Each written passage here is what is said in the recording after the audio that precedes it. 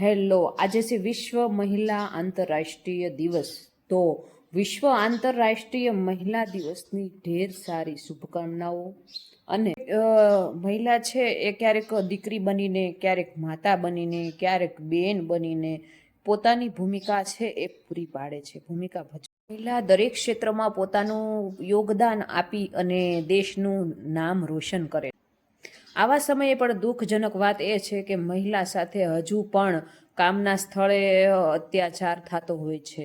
તો એ અત્યાચાર રોકવા માટે જાગૃતિ લાવવી જરૂરી છે. દેશની પ્રસિદ્ધ નારીઓએ ઘણું જ યોગદાન આપેલું છે, જેમ કે રાણી લક્ષ્મીબાઈ, પછી છે કલ્પના ચાવલા, કિરણ બેદી. મહિલા દરેક ક્ષેત્રમાં આગળ છે. રમતગમત પછી રમતગમત હોય કે ઉદ્યોગ હોય કે રાજકારણ હોય, મહિલાનો ખૂબ મોટો ફાળો રહેલો.